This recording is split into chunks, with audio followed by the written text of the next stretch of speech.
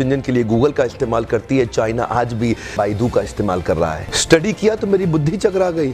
2.25 billion users WhatsApp इस्तेमाल कर रहे हैं, वो घुसने नहीं दिया व्हाट्सएप को। क्या कहते हैं, वीचैट ही इस्तेमाल करेंगे। चाइना के लोग देशभक्ति को लेके बहुत मजबूत हैं।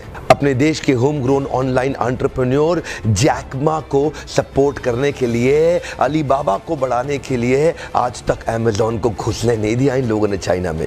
लगभग दुनिया के सभी देश जीमेल को एक्सेप्ट कर रहे हैं, लेकिन ये अभी भी ऑयल क्यू का इस्तेमाल कर रहे हैं। फेसबुक ने जीत जान कर जोर लगा लिया। दुनिया की सबसे बड़ी पॉपुलेशन चाइना में थी। फेसबुक सोचा चाइना में बड़ा धंधा मिलेगा। चाइनीज लोगों ने होम ग्रोन एंटरप्रेन्योर को डेवलप किया, renren.com लिया, फेसबुक को घुसने नहीं दिया। आप इस्तेमाल करिए ना ट्विटर, वो तो वाइबो इस्तेमाल कर रहे हैं। यूट्यूब का अपना ही वर्जन निकाल दिया, यूकू। अपने देश के इंडिविजुअल्स और कॉर्पोरेट की बढ़ोतरी और बेहतरी के लिए पूरा देश इकट्ठा खड़ा हो जाता है इनका। देश की बढ़ोतरी और बेहतरी के नाम पे सारे एक हो जाते हैं चाइनीज। आप कितना भी बैन कर लो, चाइना आज हिंदुस्तान के अंदर 7 लाख करोड़ का $100 बिलियन का एक्सपोर्ट कर रहा है। लगभग $100 बिलियन से ज्यादा का सामान हम खरीद रहे हैं और $5 बिलियन से कम का सामान हम वहां बेच पा रहे हैं। $95 बिलियन से ज्यादा का ट्रेड डेफिसिट है। चाइना अपने घर में किसी को नहीं घुसने देता, बाकी पूरी दुनिया में घुस गया है। ओप्पो और वीवो दोनों का मालिक एक ही है और हिंदुस्तान में इस प्रकार घुस गए हैं कि घर घर जाके ही मानेंगे।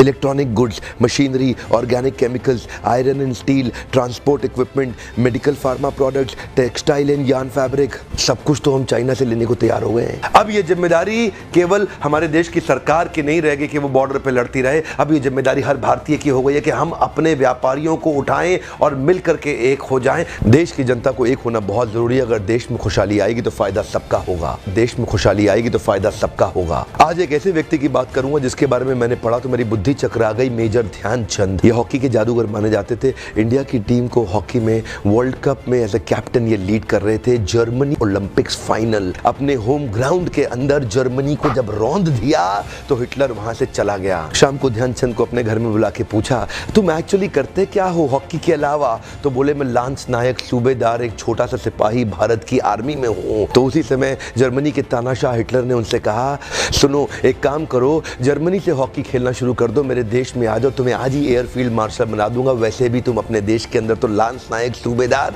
तुमको कोई नहीं पूछने वाला, तुम्हारा देश तुम्हें कुछ नहीं देगा। ध्यान दीजिएगा। तभी मुस्कुराते हुए हमारे देश के उस वीर सिपाही ने हिटलर को निडर आवाज में जवाब दिया कि मेरे देश की जिम्मेदारी नहीं है मुझे आगे बढ़ाने की, ये मेरी जिम्मेदारी है कि मैं देश को आगे बढ़ाऊंगा। हाँ, मेरे देश की जिम्मेदारी नहीं है मुझे आगे बढ़ाने की, ये मेरी जिम्मेदारी है कि मैं अपने देश को आगे बढ़ाऊंगा। आज मैं आपसे पूछता हूं, आज मैं आपको चुनौती देता हूं। और क्या चुनौती दूंगा? मैं चाहता हूं आप अपने आप को चुनौती दें कि आपकी क्या जिम्मेदारी बनती है देश को आगे बढ़ाने की। मैं आपसे पूछता हूं, आज एक सोचने का दिन है, समझने का दिन है। मैं आपको याद दिलाना चाहता हूं कि क्या आप कुछ ऐसा कर सकते हैं जिससे देश का कुछ फायदा हो? क्या आप कुछ थोड़ा बहुत ऐसा कर सकते हैं जिससे देश में खुशहाली आए? कम ऑन, देश में खुशहाली आएगी तो फायदा सबका होगा।